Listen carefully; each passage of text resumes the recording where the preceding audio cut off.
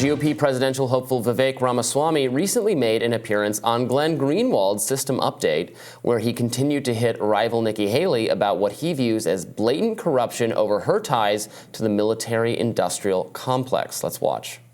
You have somebody who claims to be an accountant, never obtained a CPA, but anyway, is in debt, drowning in debt at the time she leaves the UN, and then in a few short years becomes a military contractor whose business address is her home address, which is, interesting to clients as yet undisclosed, gives secretive speeches, including to foreign actors and domestic actors alike, joins the board of Boeing, a company for whom she has done special favors her entire career as governor of South Carolina. And what do you know? And a few things later, she's collecting corporate stock options during this presidential campaign. As far as I know, unprecedented for somebody who's running for U.S. president literally while on the campaign. Now emerges a multimillionaire. That's corrupt. There's no other word for it.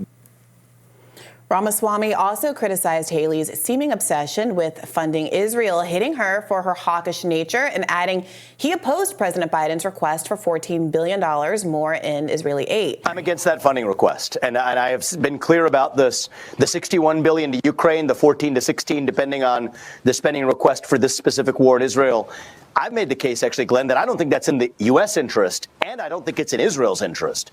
But either way, my rule of thumb across the board is any new elective foreign aid, we shouldn't be giving it as a country to anybody whose national debt per capita, per person, is less than the United States. Now, I also go further and say that this is also consistent with Israel's own founding vision. David Ben-Gurion, the founder of Israel, famously said, effectively in his own way, we don't want to depend on the fleeting sympathies of America or the UN or the West or anybody else. Israel has an absolute right to its own national self-defense.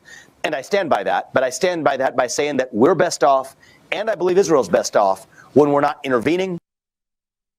Ramaswamy then pivoted to condemn the calls for censorship over disagreements on the Israel-Palestine conflict. I don't care if you agree with me or not. You have the right to say it. And I believe much of our Republican primary voter base cares about that deeply, but it's going to take somebody who's willing to explain that to them, which I think the other candidates are not. And I am, because you know what? If the government can decide what speech can and cannot be expressed, there's no point in going through the rest of the motions. We're done as a country. So Ramaswamy hitting there on a lot of themes that I think have value and are correct and represent the aspect of the conservative movement that he speaks for. I think a lot of younger conservatives who similarly are very worried about being canceled or being censored or being fired or expelled or whatever it might be for holding provocative views, appreciate that that's the reason we don't want to empower a new cancel culture type thing, even if it's right-wing people doing it to pro-Palestinian voices or whatever it is. That's a difference that Vivek has compared to Haley and DeSantis, everybody else on the debate stage that emerged. And then I was interested to hear his views on, he said, I think, a lot of different things on the whole Israel issue. I was going to say, Robby, because we talked to him right here on the show when we interviewed and I asked him very pointedly about how his relationship financially with Israel, as the president of the United States of America, how he would change that relationship. And he committed to continuing the $3.8 billion of aid through basically the duration of his presidency. So I understand that he's saying, I don't think that we should give this additional aid in this moment, but this is a part and parcel of an ongoing problem. So what you're saying, it seems in this clip, is that you agree that Israel has a better debt-to-person ratio than the United States of America. It's one of the most affluent countries in the world. And yet America should continue to make Israel its largest recipient of aid because that's the status quo. And are you actually an independent actor the way that you are presenting yourself as being if you're unwilling to break with the establishment status quo's relationship of aid to Israel? Right. I mean, his position, I agree with you, but his position is we made this commitment, this funding commitment, and we should honor that commitment, and then it should be revisited, and we should not vote to give them this additional money. I would just cut off the aid if it were me, but this is a better position, or this is closer to my position than any of the other Republican candidates. Sure, but remember, candidates. he also said in that interview that he would provide a political iron dome to protect Israel against the world. And we pushed him a little bit, what does that exactly mean?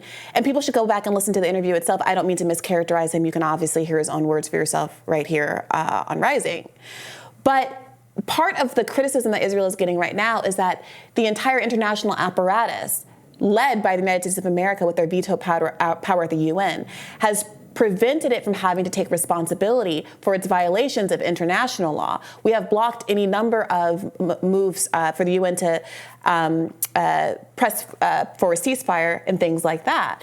So what does it mean? I understand that you very specifically on this one narrow funding point are saying America first, yada, yada. But is it America first to offer Israel protection as it commits human rights violations on Gaza that are ultimately going to lead to more radicalism, more terrorism?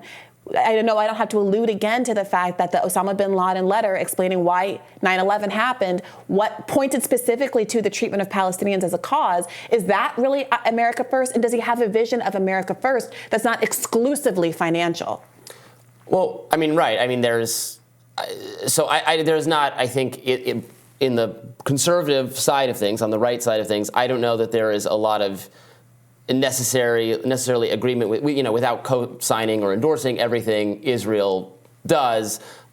I don't know that the conservative movement is taking the position, or people within it, that Israel is this aggressive human rights violator that should be sanctioned by the UN. That's not really that's what appeals to left-wing people. I don't think that's where conservatives are or what they want to do. It appeals to a majority of Americans, it's worth noting. The majority of Americans support a ceasefire.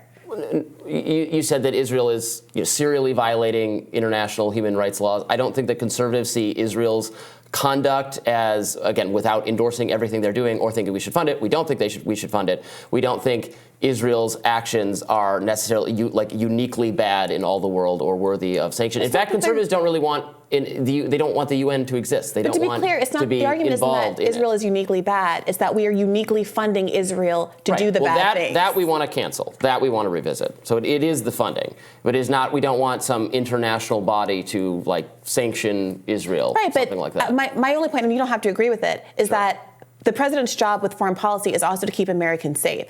People understand that as they kind of inveigh against immigration policies that they don't like. They talk about terrorism, Americans being threatened by forces overseas. Some conservatives right now are talking about somehow Hamas coming through the southern border. If those are your concerns, you're going to continue to endorse policies that quite obviously are leading to an increasingly radicalized population. That's my only point there. Before we wrap, I did want to ask you about the first part of this where he takes these shots at Nikki Haley for being uniquely captured, earning money in an untoward way, et cetera. My thought was, I don't know if I were Vivek Ramaswamy and I had made my money in the ways that he has, which has come under a great deal of scrutiny, what is being characterized as a kind of a pump and dump scheme, getting his mom to basically, who's a physician, a geriatric physician, to hype up an Alzheimer drug and then sell it at a profit when it didn't actually have any therapeutic value. I don't know that I would be wanting to go down that road. I mean, that's the accusation. I don't know enough, frankly, about the details of the Ramaswamy situation or, frankly, of Nikki Haley's financial situation. Well, I'm going to criticize what her policies are because I don't agree with them. Does she have these policies because she very narrowly or directly financially benefits? I don't know. I think they're not good. They're not my conservative policies. This is neoconservatism. I want to move things in the more non-interventionist or populist direction or libertarian direction on foreign policy. That's why I oppose her. I don't know that she's doing it for personal gain, and I'm always reluctant to make that smear because then they can turn it on you. Well, how did you make your money? So we're not all school teachers here in this crowd. All right, stick around. We're rising for you after this.